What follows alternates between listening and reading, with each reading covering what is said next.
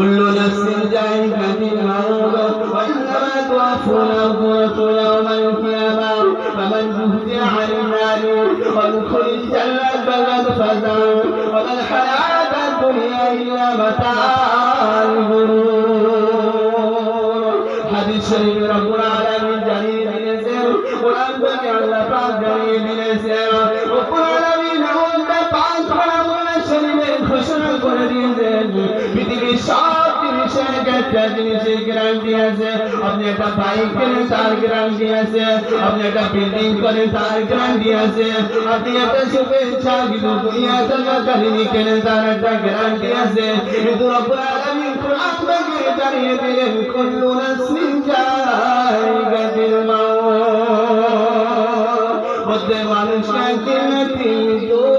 গ্রহণ করতে হবে ভাই আমার বাবা জিরা আমরা যে নবীর উদ্দেশ্য করে নিয়ে বসে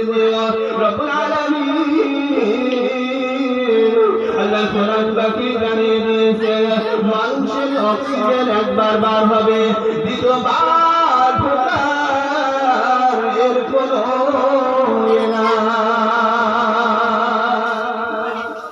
সব জিনিসের গ্যারান্টি আছে কিন্তু আপনার অক্সিজেন একবার বার হবে দ্বিতীয়বার আবার আসছে কি কোনো গ্যারান্টি নেই কোরআন পাকে আল্লাহ তাআলা আবার জানিয়ে দিয়েছেন ইয়া আইয়ুহাল্লাযীনা আমানু তাকুল্লাহা হাক্কা তুকাতিহি ওয়া লা তামুতুন্না ইল্লা ওয়া আনতুম মুসলিমুন খবরদার মুসলমান তোমরা মরো না কেন যতক্ষণ পর্যন্ত পুরোপুরি মুসলমান ইমানদার না হবে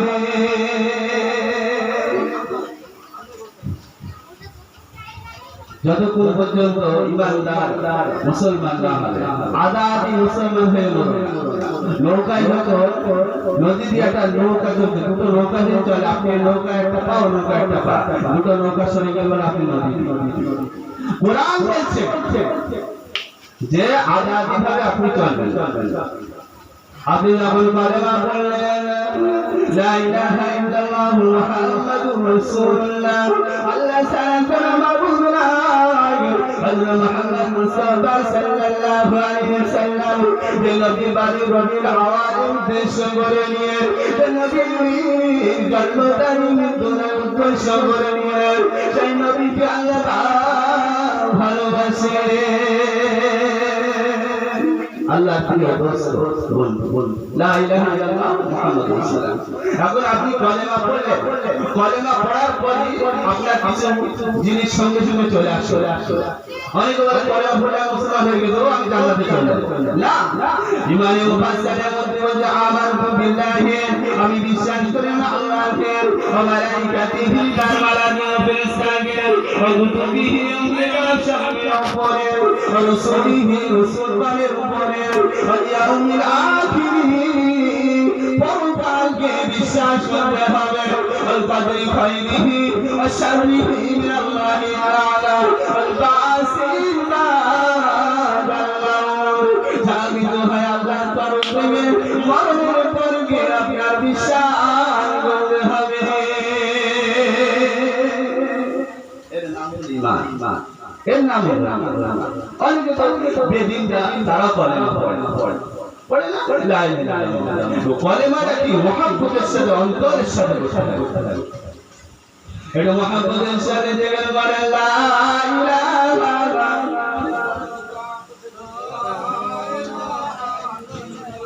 লা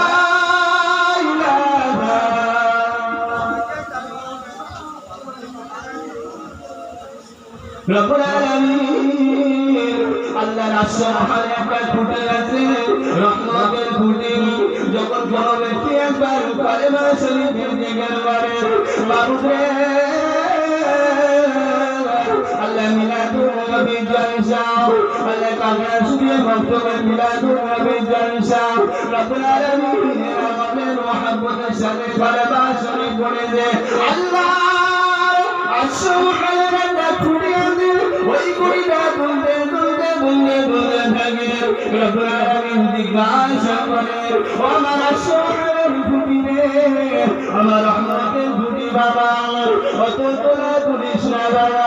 অত বাবা কামিস না কি হয়েছে আল্লাহ পাক দিলেও জিজ্ঞাসা করে ওই সময় সোহারের ভূমি মানে বাবু আপনারা শুনে গ্রামের মক্ষমের আপনার বাংলা বান্দিরা সামনে আসমান কলমার শরীফের জিকির করে দেও ওই জন্য আপনার মহানের নূরের স্তম্ভ গুলি আমি আল্লাহ সহ্য করতে পারি না রব আমি সহ্য করতে পারি না ওই সময় মাবুদ বলে ওই নূরের স্তম্ভ গুলি তুমি সাক্ষী থেকে যাও সাক্ষী থেকে যাও তুমি অত কালমা শুধু না আমার আসমানের চন্দ্র আছে আমার আসমানের নক্ষত্র আছে এই নক্ষত্র আসমান জমি শূন্য বিচ্ছিন্ন হয়ে যায় ওই সময় রব্বুল আলামিন বলেন বাবা থেমে যাও একটু সাক্ষী লেগে যাও আমি ওই সব বান্দা বান্দীদের জীবনের গুনাহগারকে মাফ করে দিলাম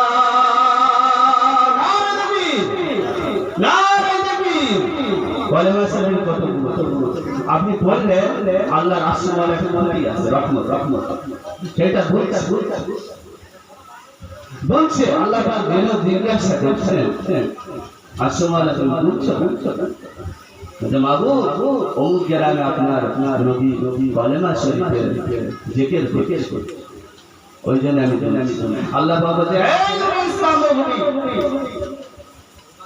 তুমি সাক্ষী থেকে দাও আমি ওই সব বান্দা বান্দীদের জীবনের গুনাহ খাতাকে মাফ করে দিলাম